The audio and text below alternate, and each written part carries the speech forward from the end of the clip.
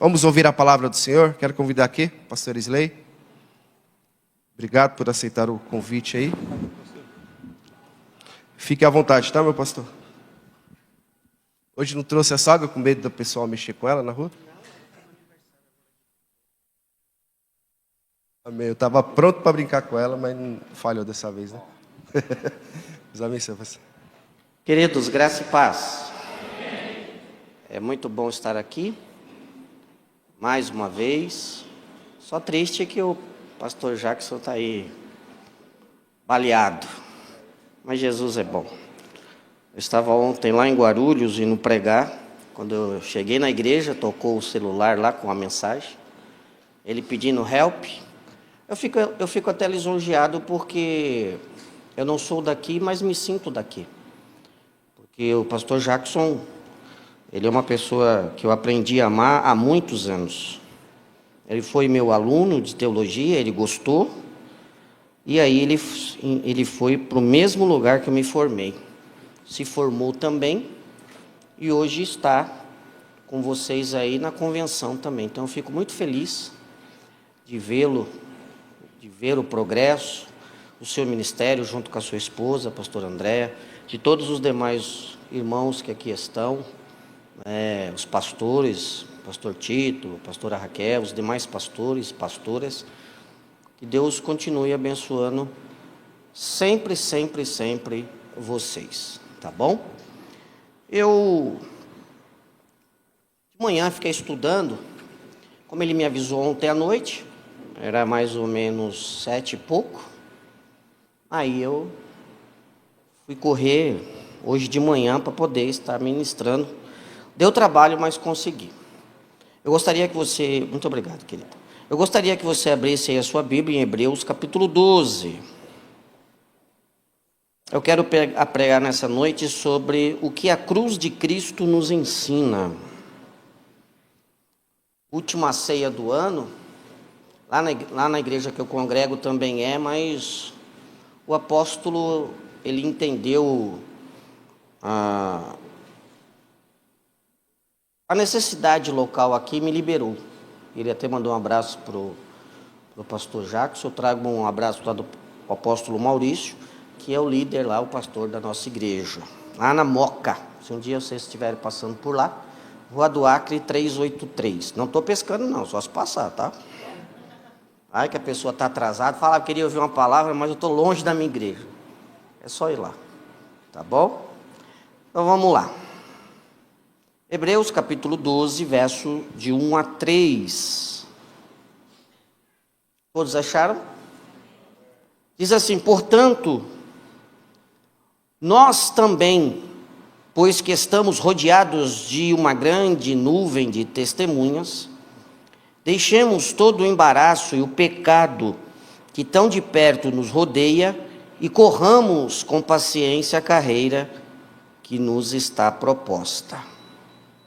Olhando para Jesus, autor e consumador da fé, o qual, pelo gozo que lhe estava proposto, suportou a cruz, desprezando a afronta, e assentou-se à destra ou direita do trono de Deus. Considerai, pois, aquele que suportou tais contradições dos pecadores contra si mesmo, para que não enfraqueçais, desfalecendo em vossos ânimos. Ó Senhor, nós queremos te louvar, te bendizer, enaltecer o teu nome.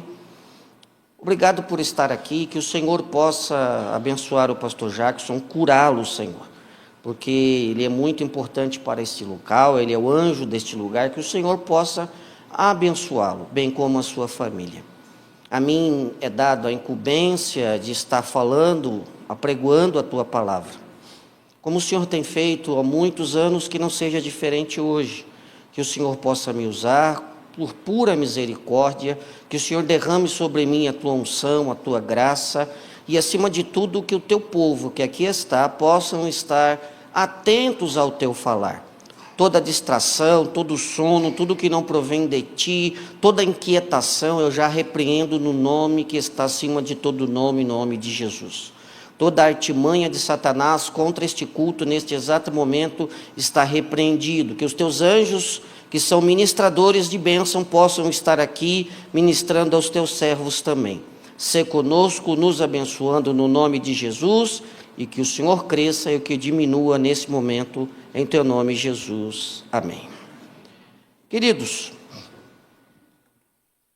quando você está numa ceia, você vê a mesa pronta, bonita, os arranjos, cada um com a sua representatividade. Tudo isso tem efeito por causa de alguém que sofreu na cruz. Na realidade, Deus, Ele odeia o pecado, todavia ama o pecador. Porque uma vez que Adão e Eva erraram e pecaram, todo aquele que vem da linhagem humana, que somos todos nós, carregamos a cruz, carregamos o pecado. Trazemos em nosso DNA, em nós o pecado. Isso é notório. Ninguém nascido de mulher está sem pecado. E a Bíblia diz em Romanos que todos pecaram e destituídos estão, afastados estão da glória de Deus. Glória, que no original é da manifestação de Deus. Não é simplesmente glória, eu preciso entender o que é glória. Glória, que é do doxa, significa literalmente quando Deus se manifesta. Mas, pelo texto, se eu estou em pecado, como que ele vai se manifestar? Isso equivale em toda a minha vida. Se glória significa se manifestar, ou seja, Deus se manifestar, como é que ele vai se manifestar na minha vida, estando eu em pecado? Era por isso que quando Deus chamou Caim e Abel, o coração de Caim existia coisas que o pecado traz. Ira, inveja, contenda, porque ele tinha a inveja do seu irmão. E a Bíblia diz que Deus se agradou do sacrifício de Abel. Por quê? Porque ele trouxe um sacrifício de animal. Ali tipificava já o que iria acontecer lá há quase 4.000 anos para frente sobre Jesus. Quando Jesus estivesse se entregando na cruz. O sangue do animal não retira o pecado, mas ele encobria o pecado. Então, quando, lá na antiguidade, lá no Antigo Testamento, quando se tinha o sacrifício do animal, aquele sacrifício servia simplesmente para encobrir, e não para retirar, e não para remover. Então, como que Deus iria se manifestar no Antigo Testamento, glória Kavod? Como é que Deus iria se manifestar se existia pecado? Então, uma vez por ano também, existia a expiação de todo o povo. Era o dia mais aguardado, era o dia mais celebrado, onde o sumo sacerdote entrava no lugar santíssimo, e ali ele preparava primeiro um animal para a sua vida, para os seus pecados, e depois ele levava um animal, morria-se um animal em prol do povo, e um outro animal era levado para o deserto, onde simbolizava que os pecados estavam indo para bem longe. Existia esse ritual, e se Deus rejeitasse a oferta do povo, quem pagava era o sumo sacerdote, ele morria. E se Deus não aceitasse aquela oferta, ficaria um ano inteiro sem festas. Olha só o peso do pecado. Hoje você vê pessoas que vivem na igreja, que tomam ceia, mas não entendem o peso que é o pecado. O que levou Jesus à cruz. Olha só o que diz um grande comentarista, um grande teólogo chamado A.W. Tozer.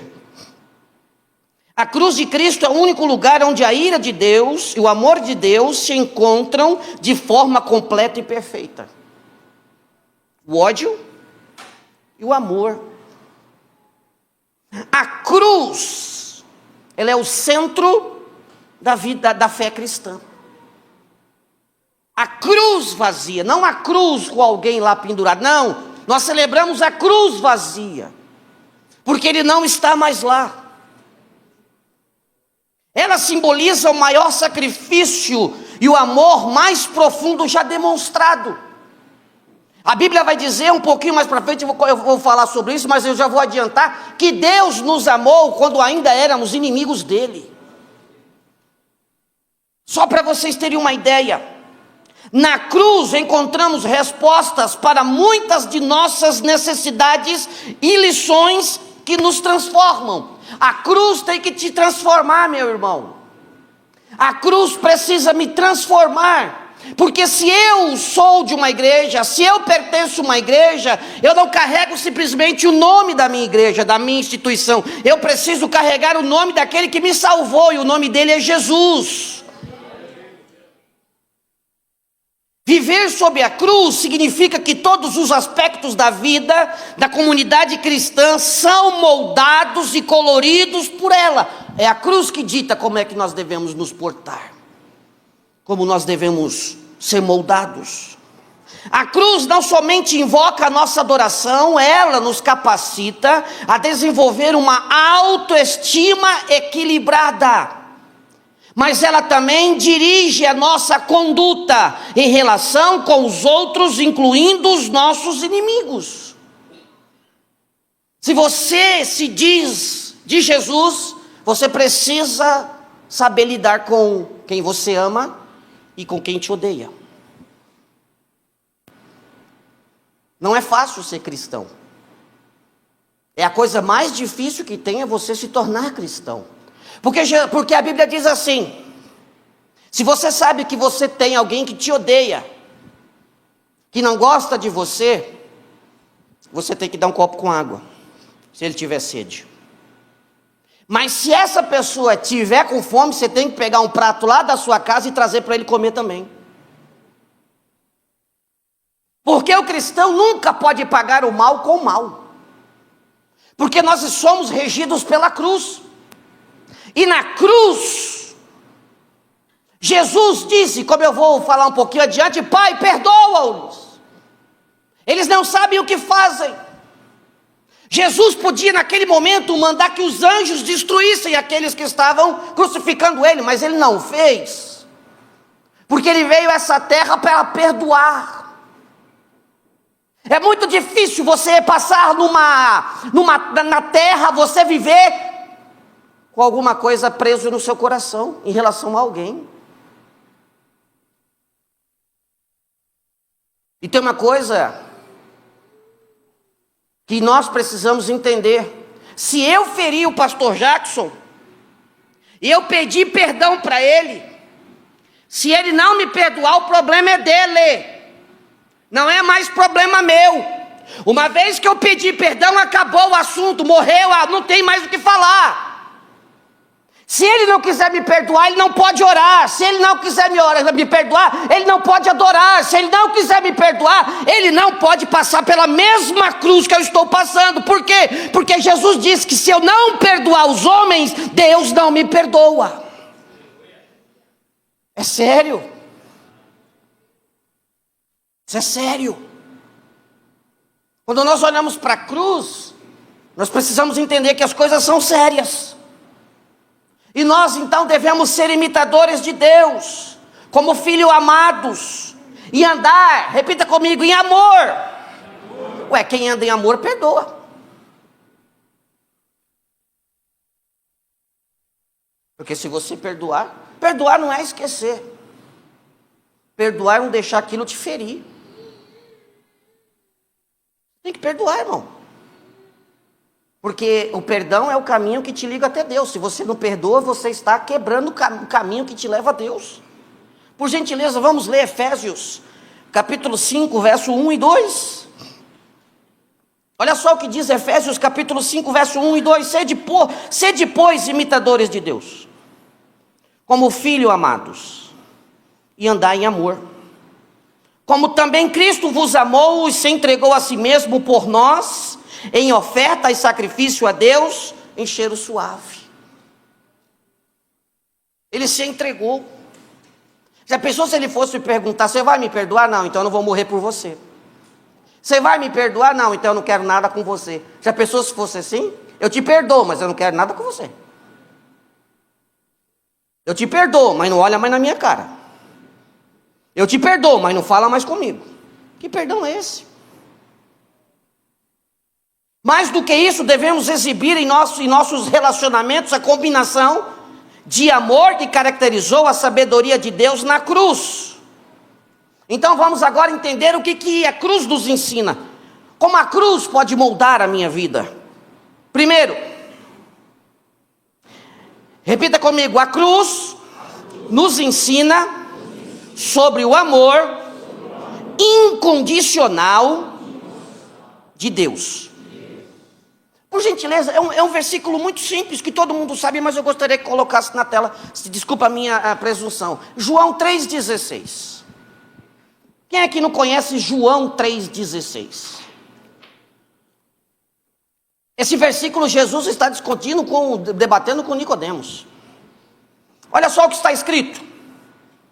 No 3 podemos ler, vocês podem ler no 3, depois que eu falar 1, 2, 3, vocês leem, por favor, mas bem bonito, porque esse versículo aqui, para quem não sabe, existe 20 lições. Nesse versículo aqui, existem 20 lições. Se eu pregasse só as 20 lições desse versículo, não precisaria de mais nada. Preste atenção, vamos lá. 1, 2, 3.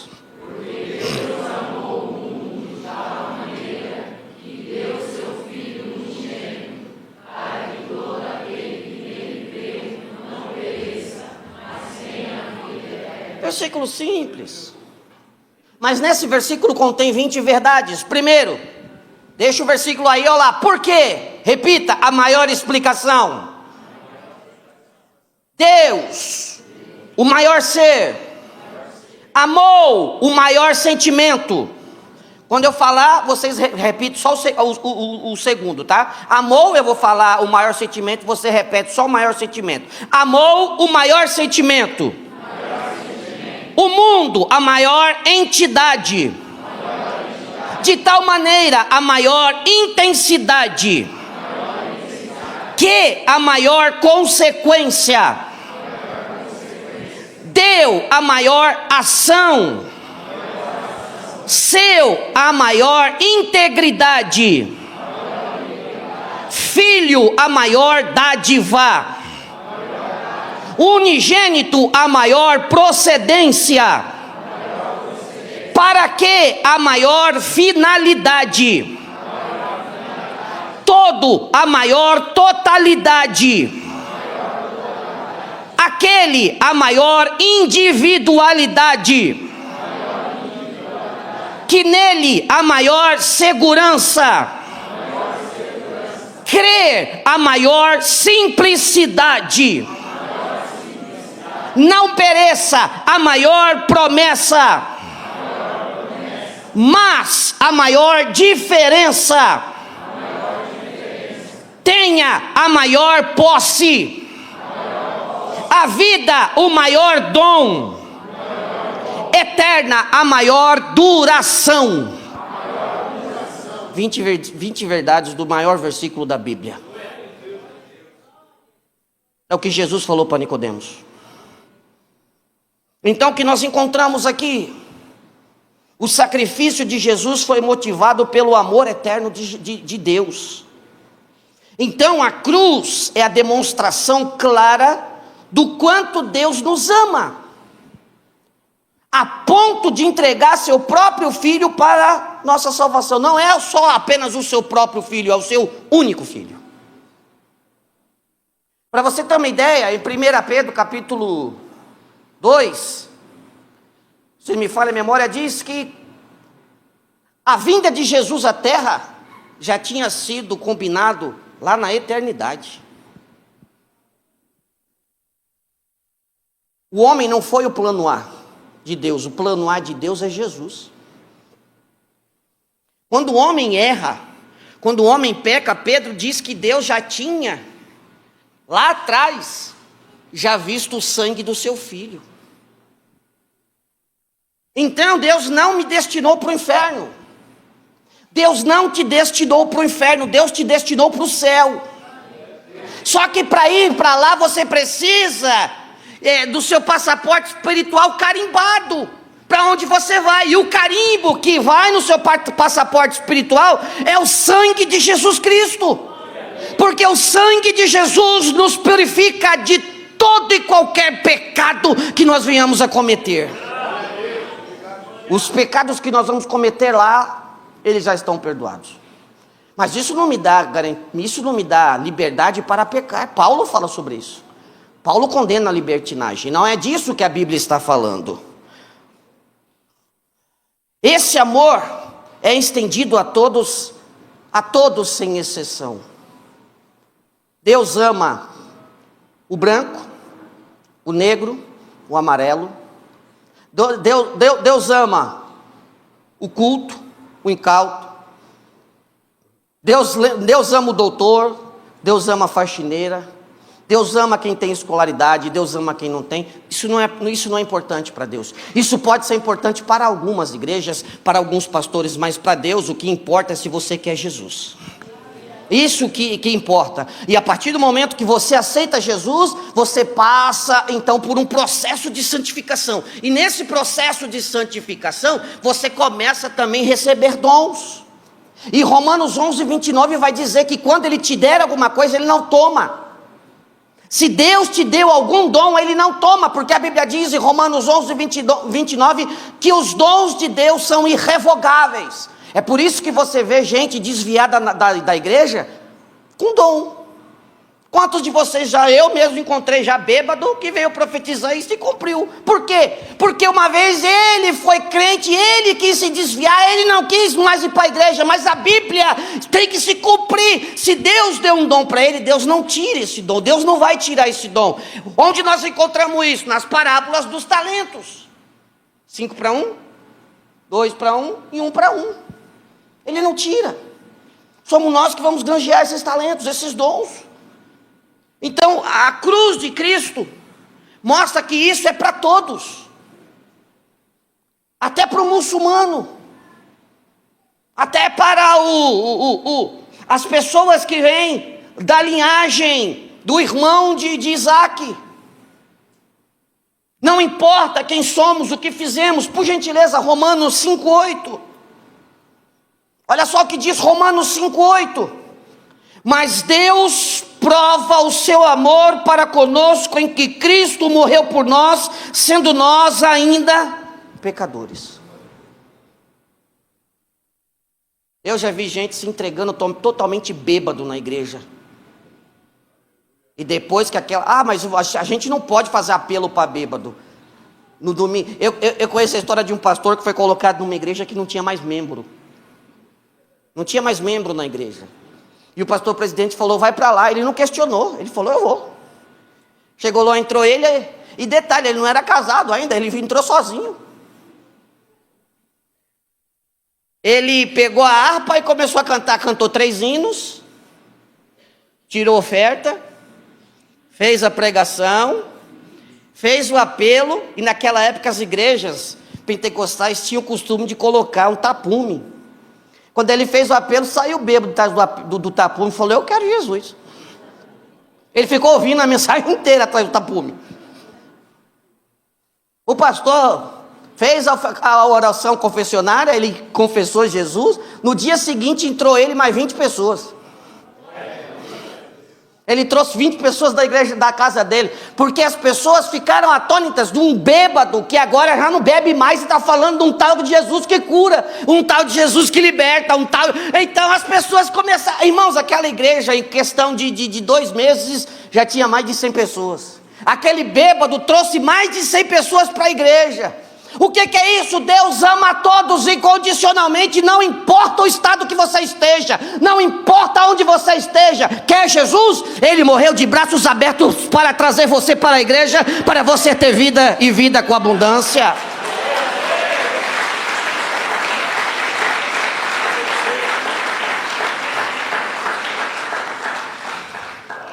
Quando nós olhamos para a cruz, somos lembrados do que somos profundamente amados. Nossa, como eu sou amado.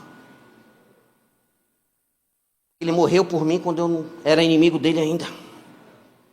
Então esse amor deve nos levar a amar outros com o mesmo compromisso. Então isso que é cruz. Segundo, a cruz, ela vai nos ensinar que o pecado tem um custo.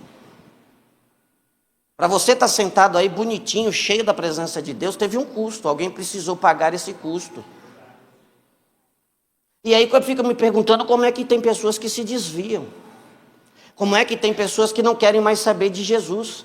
Como é que tem pessoas que não querem mais saber da igreja. Eu fiquei sabendo de uma conta assim, muito estarrecedora. Nós somos quase hoje, chega de 60% de evangélicos, já está chegando perto disso. Perto disso. Queridos, eu fiquei estarrecido quando eu fiquei sabendo de uma notícia que cerca de 40% dos evangélicos são desigrejados. Quando você passa a olhar os defeitos da instituição, você crucifica Jesus de novo. Porque você só pode estar no corpo ligado à igreja. É a metáfora que Paulo fez. Paulo foi o grande precursor da teologia sistemática. Foi Paulo que veio com as suas 13 cartas sistematizando. E ele disse que a igreja é como se fosse um corpo. Então o meu braço não pode querer ficar em casa e o meu corpo vir para a igreja. Ele tem que vir junto. Não tem como a língua falar que está de greve para eu não pregar mais, porque ele está chateado com o meu pastor. Não existe isso. Mas tem gente que olha mais para os erros da instituição, para os erros dos homens, ao ponto de não querer mais vir à igreja. Se você não quer mais naquela igreja, tem outras. Mas você precisa estar ligado ao corpo. E a igreja, você sozinho não é igreja. Como o meu braço sozinho não é o meu corpo. Então a Bíblia vai dizer que existe um custo para o pecado. Por gentileza, Isaías 53:5. Isaías 53:5.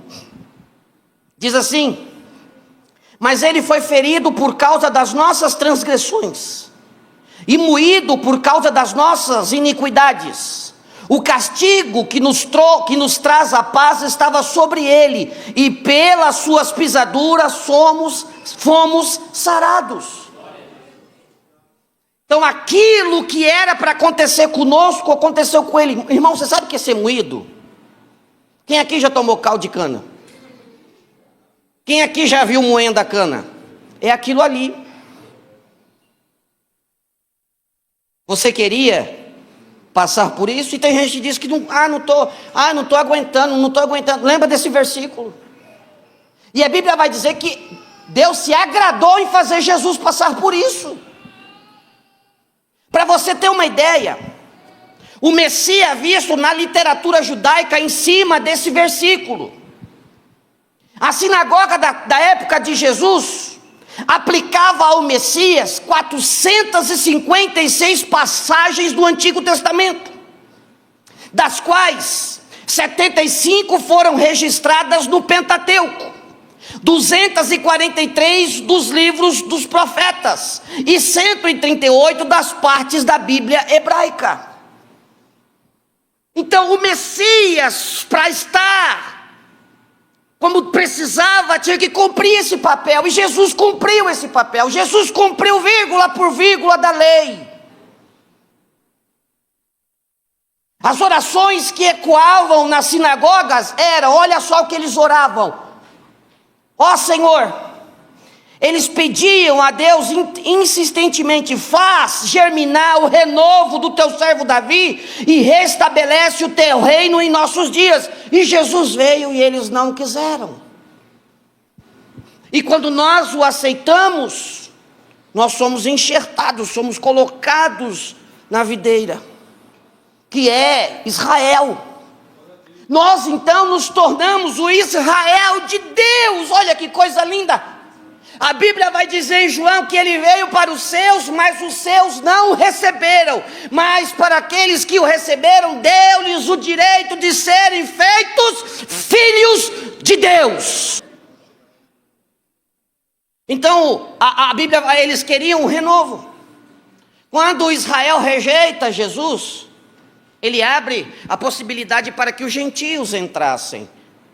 Só que os gentios só vão entrar quando Pedro tem uma visão de coisas imundas descendo e dizendo, mata e come. Aí Pedro vai dizer, eu jamais, Atos capítulo 10, eu jamais poderei comer coisa imunda. E aí Jesus, a voz diz para ele, mas como é que você pode dizer que é imundo se eu santifiquei? Aquilo era uma alusão a nós.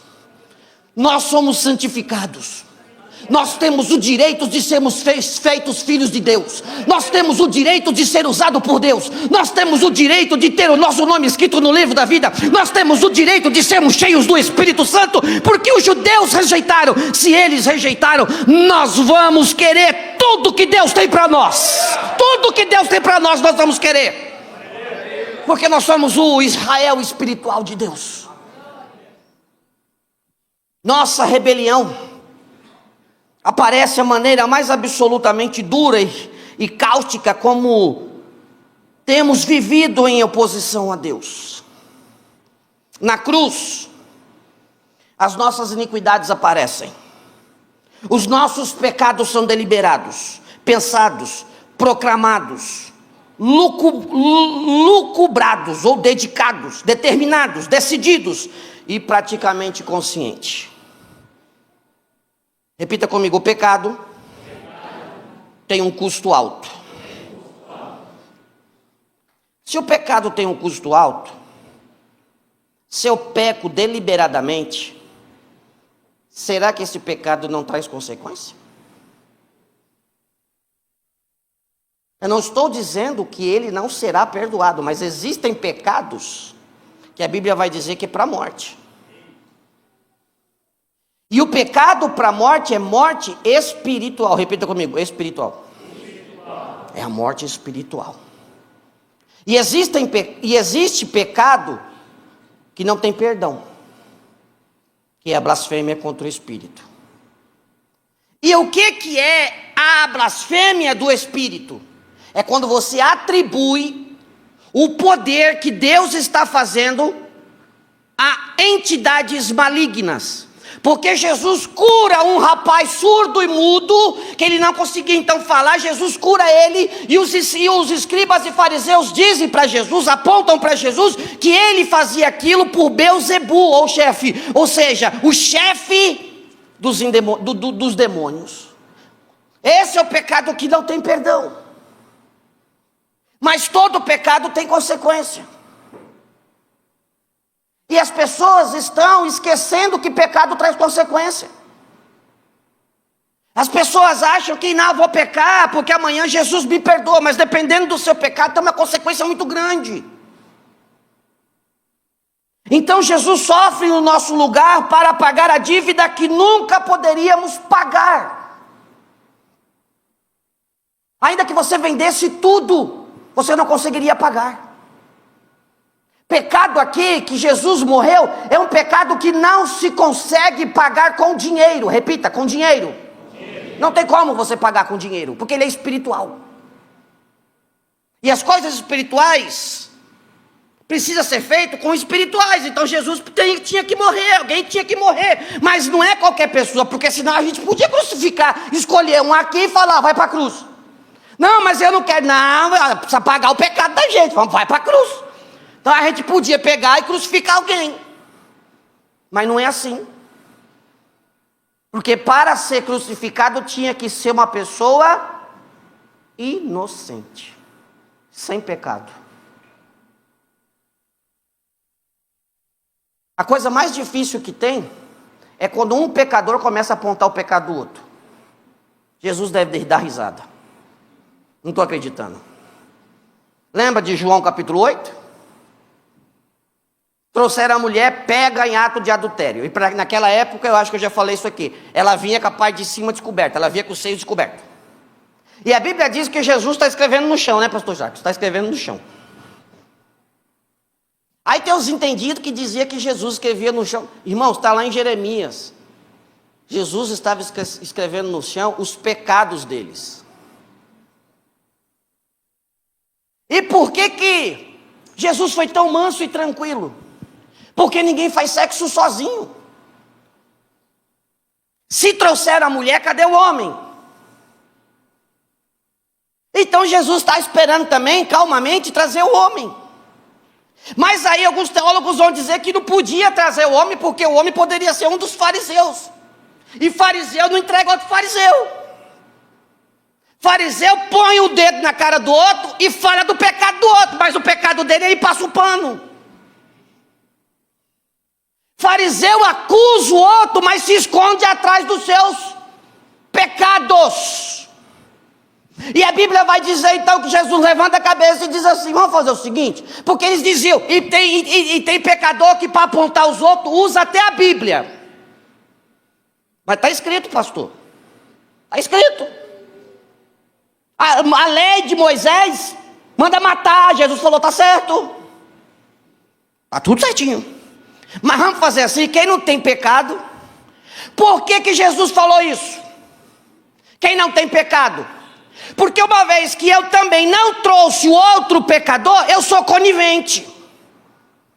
Se eu não demonstro o pecado do outro, como eu posso falar do teu pecado? Então eu sou conivente e tão pecador como aquela pessoa que estava fazendo sexo com a mulher. E Jesus falou, vamos fazer assim, quem não tem pecado, quem não está encobrindo o pecado, que atira a primeira pedra. A Bíblia vai dizer, do mais velho ao mais novo, todos largaram as pedras. E Jesus olhou para a mulher e disse assim, ninguém te condena? Não, para de viver essa vida. Porém, também não te condeno. Mas vem cá, o pecado sexual não é o pecado que mais a igreja detesta, que quase ninguém perdoa? E por que Jesus perdoou? Porque Jesus veio a esse mundo não para condenar. Agora ele não veio para condenar, ele veio para perdoar. Ele virá para condenar quando ele vier aqui sobre o cavalo branco de Apocalipse 19. Isso ainda não aconteceu. Então ele nos convida essa noite, perdoemos, porque quando nós perdoamos, seremos perdoados por ele também.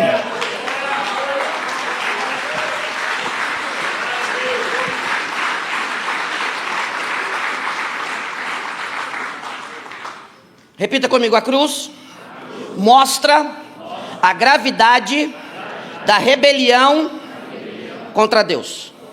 Por gentileza, Isaías capítulo 59, verso 1 e 2.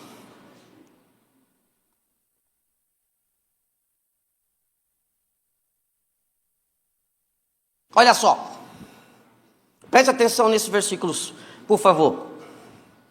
Eis que a mão do Senhor não está encolhida, para que não possa salvar, nem agravado ou tampado o seu ouvido, para não poder ouvir. Verso 2. Mas o que é que faz com que nós afastemos Deus de nós? Mas as vossas iniquidades fazem separação entre vós e o vosso Deus, e os vossos pecados encobrem o seu rosto de vós, para que não vos ouça. O que então nós não podemos fazer em pecado? Orar, a não ser se arrepender, a não ser entregar aquilo para Deus, a não ser dizer, Senhor, eu não quero mais fazer isso, eu me arrependo. O João, quando via as pessoas vindo até ele no Jordão, ele dizia, arrependei-vos, porque é chegada trevosa o reino de Deus. Então, para eu estar no reino de Deus, para eu ser inserido no reino de Deus, eu tenho que ser uma pessoa arrependida. Eu não estou dizendo que você não vai pecar, mas você tem que ter arrependimento pelos atos que você comete. Tem gente que gosta tanto de pecar e colocar o dedo no pecado dos outros, que ele não, quando ele peca, ele nem para ele é uma coisa normal. Quem vive na prática do pecado, teologicamente, chama-se pecadeiro. O que é isso? Ele vive de pecar.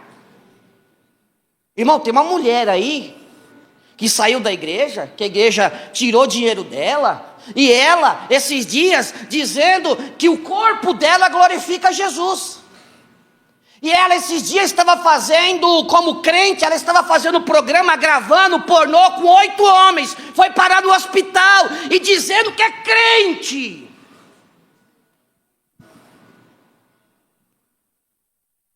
E quando vai nos podcasts, fica dizendo, eu sou serva de Deus. Como que uma pessoa que faz isso pode dizer que é servo de Deus? Eu fico imaginando a nova geração vendo isso, vendo essa pessoa. Ela pegou o celular dela e falou: olha quanto eu ganhei essa semana. Ah, eu ganhei 5 milhões, olha. Essas pessoas não leem Gálatas capítulo 6, com amor ao dinheiro é a perdição. E por causa disso muitos vão para o inferno. As pessoas estão brincando, ninguém mais tem medo de ir para o inferno. Fica vendo essas pessoas tão abençoadas, entre aspas, tão ricas, pessoas que vivem uma hora pecando, outra hora cantando para Jesus, uma hora pecando, outra hora cantando para Jesus, uma hora pecando lá, aí vem num show gospel e todo mundo fala: olha, tal pessoa se converteu. Se converter é deixar a prática do pecado, é virar as costas para o pecado. O que é pecar? Que vem do grego hamartia, errar o alvo. Literalmente pecar é errar o alvo. Você não foi feito para pecar, meu irmão. Você foi feito para glorificar o nome do Senhor. Você foi feito para sentir a presença de Deus. Você foi feito para estar com Ele no céu eternamente, até quando Ele vir. Então, evite pecar. Hoje é a coisa mais simples do mundo. É os jovens, é os adolescentes ficarem com 3, 4, 5 meninas por mês.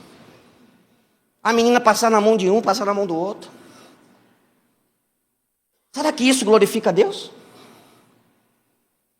A cruz tem que moldar o meu comportamento. Eu não posso ser presa das minhas emoções. Porque a Bíblia diz que o coração do homem é enganoso. Jeremias diz isso, que o coração do homem é enganoso.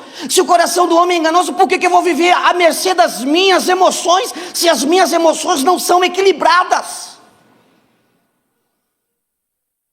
Quando reconhecemos o custo do nosso pecado, isso nos leva ao arrependimento, queridos. Terceiro, a cruz nos ensina sobre a obediência e submissão. Repita comigo: obediência e submissão. É Filipenses 2,8, por favor. Filipenses 2,8. Então eu preciso ser primeiro obediente e depois submisso. E achando na forma de homem, humilhou-se a si mesmo. Esse humilhou-se aqui é se esvaziar. O verbo no grego ali, kenosis, significa literalmente se esvaziar. Ele não veio em majestade, ele não veio em glória, ele veio em forma de homem. Ninguém foi mais humilde que ele. Porque ele falou em Mateus capítulo 11, verso 28, você está cansado?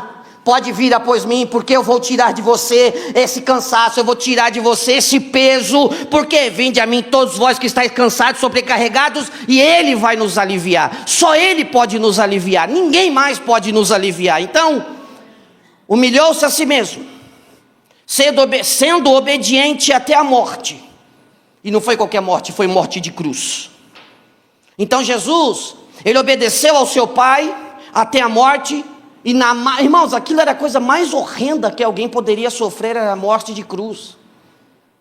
Para vocês terem uma ideia, a ideia que não foram os romanos que inventaram a morte de cruz, a ideia central é, a pessoa que vai morrer na cruz é tão pecadora que ela não pode encostar no chão. Então nós vamos fazer alguma coisa que os pés dela não contaminem a terra. Esse é o principal pensamento do morte da cruz. A segunda coisa, a pessoa que vai morrer na cruz, ela precisa sentir o peso do erro, ela precisa sentir. Ela precisa ter nela o quanto é ruim. E aquilo, terceiro, as pessoas que passarem e virem aquela pessoa ali na cruz, elas precisam pensar assim: eu não quero isso para mim. Então os romanos deixavam aquelas pessoas como exemplo. Como exemplo que se alguém se colocasse contra eles, aconteceria o mesmo com eles. Existiam relatos de pessoas que duravam até 7, 15 dias pendurados na cruz. porque era uma morte lenta. E eles deixavam eles ali para que os próprios animais, as aves, as rapinas, começassem a comer eles vivos. Agora, trazendo isso para nós, era para nós estarmos nessas condições. Aí eu pergunto, pastor Jacques, como eu sabendo de tudo isso, posso achar que eu sou melhor que o senhor? Porque de repente Deus me favoreceu ou favoreceu alguém de ter uma vida melhor do que nós. Então eu tenho um carro melhor, porque eu me acho que eu sou mais abençoado. Então, vai trabalhar para você ser abençoado. Nós não podemos ter esse pensamento. A cruz deve nos fazer sermos humildes. Então nós devemos aprender a submeter nossas vontades. Repita, a vontade de Deus. Por gentileza, Filipenses 2, versos 9 a 11. A sua vontade tem que estar alinhada à vontade de Deus. A minha vontade era ser advogado, era estudar direito, e Jesus bateu na minha cabeça e falou, vai estudar teologia. A minha vontade era ser árbitro de futebol, Jesus bateu na minha cabeça e falou, vai ser pastor.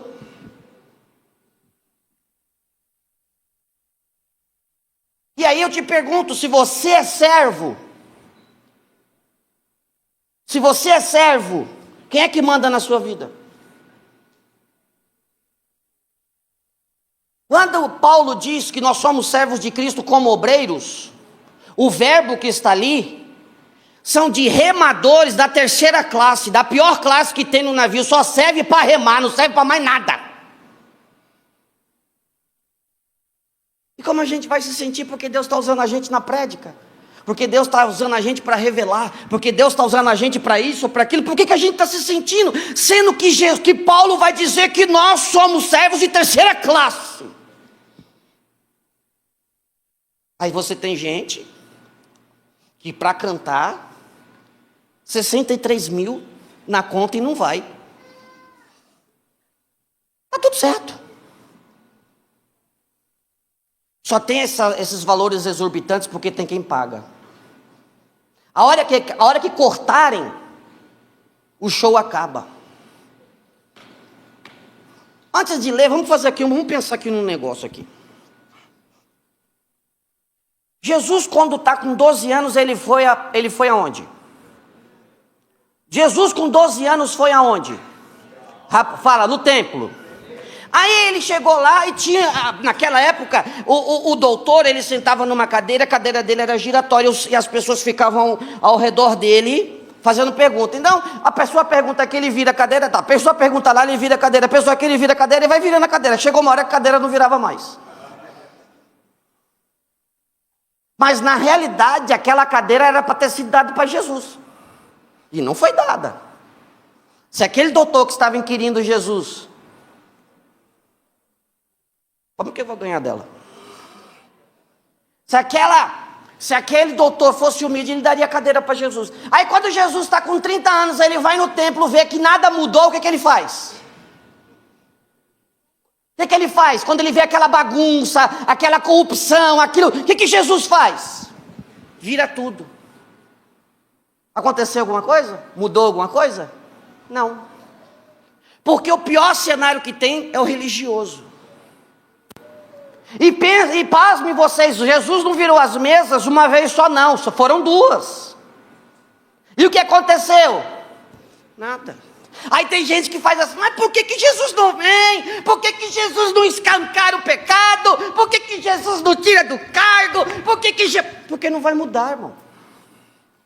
Ele já fez isso uma vez. O ser humano gosta de celebridade. O ser humano gosta do que dá certo. O ser humano gosta de espetáculo. O ser humano gosta do que dá resultado. Esses dias o Nicodemos estava falando, o doutor Nicodemos. Tem igreja que são centradas na palavra, demora para crescer. E tem igreja que fica aí trazendo esses mercadejantes da fé e está cheio. Aí alguém perguntou para ele, por que acontece isso? Porque as pessoas que vão lá são pessoas do mundo. São pessoas que valorizam as coisas do mundo. São pessoas que aplaudem as pessoas do mundo.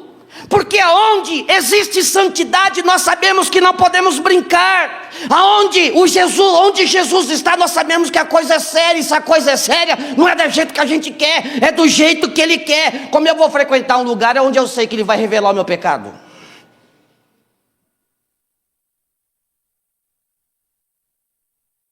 Por isso, porque Ele obedeceu, também Deus o exaltou soberanamente e lhe deu o nome que é sobre todo nome. Verso 10.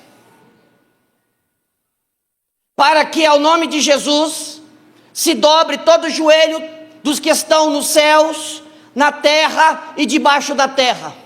Verso 11. E toda língua confesse que Jesus Cristo é o Senhor, para a glória de Deus Pai. Esse versículo aqui vai se cumprir no último julgamento. Quando todos olharem para Ele, estiverem indo para o inferno, todos vão dizer: mas o Senhor é Senhor, o Senhor é Filho de Deus. Agora não dá mais tempo para o inferno.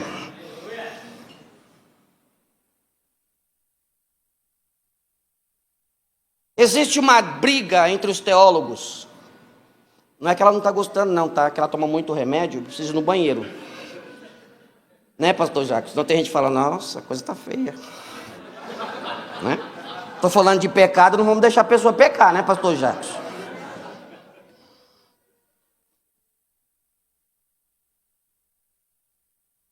Olha o pastor Jacques mesmo.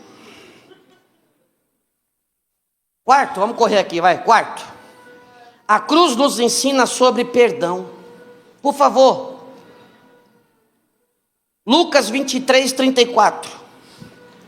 Eu não sei se pode diminuir só esse, que daqui a pouco eu tô com o nariz vai estar, aquele lá, o nariz vai estar pingando gelo aqui. Osmar, quem é Osmar? É aquele lá, ó. Muito obrigado, Osmar. Então a cruz nos ensina sobre o perdão. Dizia-lhes Jesus: Pai, perdoa-lhes, porque não sabem o que fazem. E repartindo as suas vestes, lançaram sortes. Então Jesus perdoou aqueles que o crucificaram.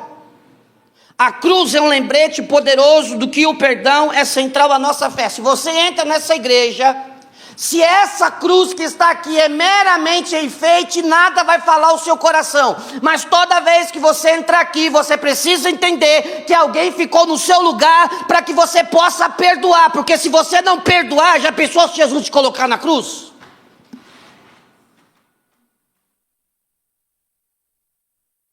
Vou contar um fato aqui. Teve uma pessoa que achou que eu errei com ela. Teve uma pessoa que pegaram a minha fala, eu dando aula, pegaram a minha fala, e não estou me defendendo, só para você entender o que é falta de perdão. Pegaram a minha fala, montaram a minha fala, entregaram para a pessoa acreditou, a pessoa não quis ouvir a minha versão, a pessoa não quis ouvir as minhas testemunhas, a pessoa não quis. Eu cheguei na pessoa e falei: olha, eu não sei o que foi que eu lhe fiz.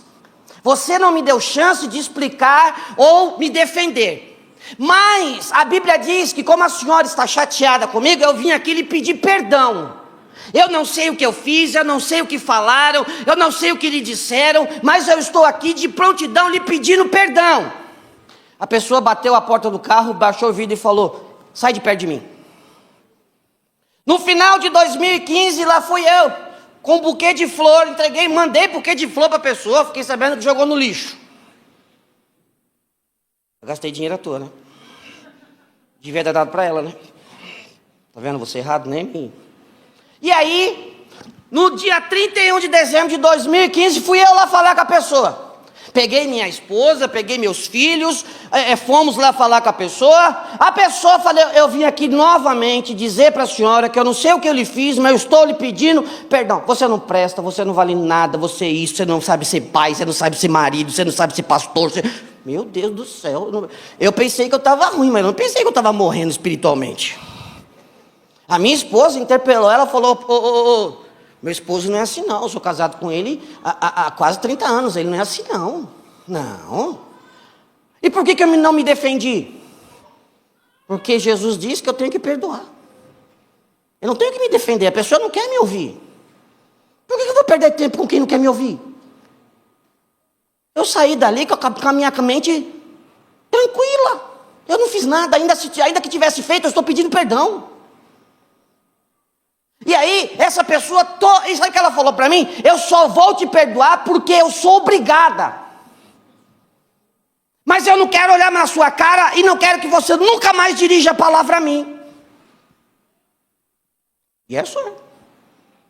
Agora eu vou ficar pelos cantos chorando? Eu vou ficar me rastreando, me perdoa. Não. Você não quer me perdoar? O problema é seu. Não é mais meu. Não tem esse negócio de ficar pedindo perdão 500 vezes. É uma vez só. E eu estou aqui, irmão. Com a minha consciência tranquila. Então nós somos chamados, repita, a perdoar. Como somos. Como fomos. Perdoados. É simples. Não tenho que ficar enchendo. Efésios 4:32, por favor. Antes, sede uns para com os outros benignos, misericordiosos, perdoando-vos uns aos outros, como também Deus vos perdoou em Cristo.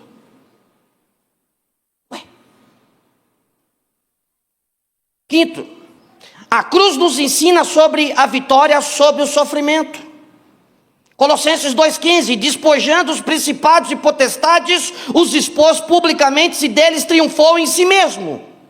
Sabe o que é triunfou? Essa palavra é uma palavra militar que Paulo traz. Quando um exército triunfava sobre outro exército, ele pegava o general do outro exército, os soldados do outro exército, tirava a roupa deles e fazia com que eles ficassem todos encorrentados e trazia e expunha eles por todo o seu povo. Isso é triunfar. Foi o que Jesus fez na cruz. Jesus deixou o diabo sem ação. Então, o que eu posso falar para você? Quando você perdoa, você deixa o diabo sem ação. Porque eu errei contra a pastora Raquel. Eu falei coisas contra a pastora Raquel. Eu detonei a pastora Raquel. Aí a pastora Raquel simplesmente vem, pega na minha mão, me dá um beijo e diz: você está perdoado, meu filho. Ela desnudou o diabo. Porque o diabo queria causar uma situação entre eu e ela. Mas ela foi guerreira do Senhor. Ela entendeu que aquilo sabe uma coisa engraçada? A gente só fala para os outros. Efésios capítulo 6 diz que a nossa luta e a nossa guerra.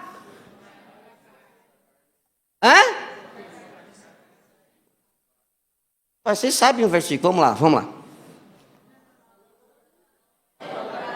Eu vou falar 3, que essa igreja não é a morada, não. Vou falar 3, tá? 1, 2, 3.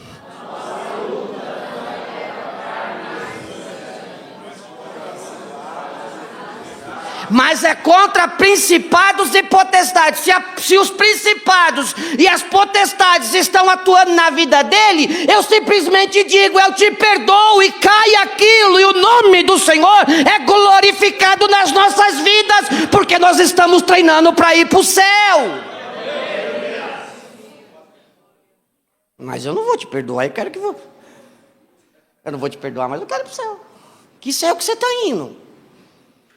Esse não é o céu de Jesus, não. Para encerrar aqui, sexto e último.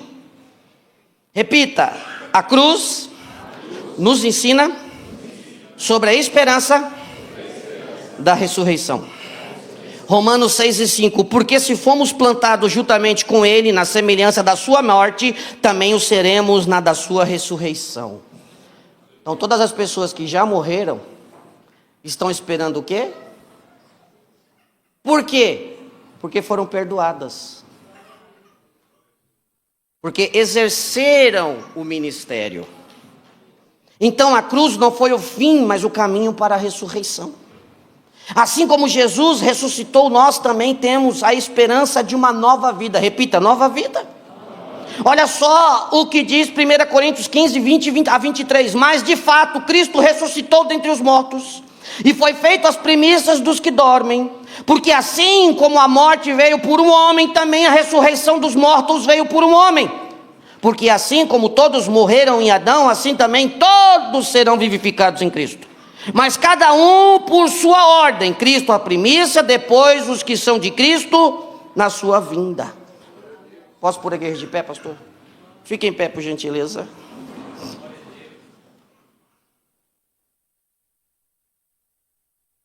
Concluo dizendo para você que a cruz de Cristo nos ensina lições profundas que transformam nossa vida diária. Então ela nos ensina sobre o amor de Deus, o custo do pecado, a importância da obediência, o poder do perdão, a vitória através do sofrimento e a esperança da ressurreição. Hoje, o convite é para nos aproximarmos do trono de Deus com confiança, sabendo que por causa da cruz, Ele está pronto a suprir todas as nossas necessidades. Hebreus 4,16.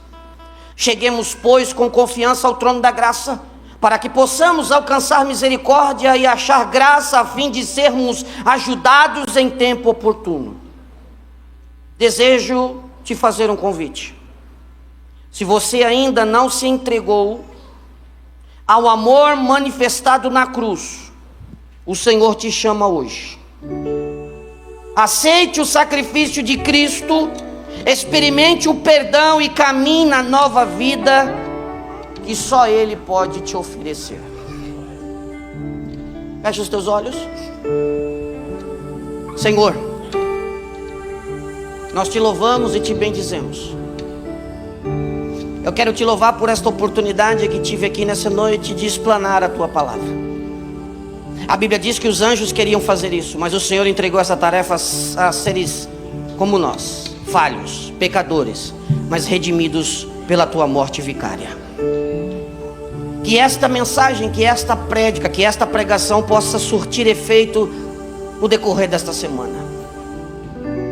Obrigado por ter se entregado por nós.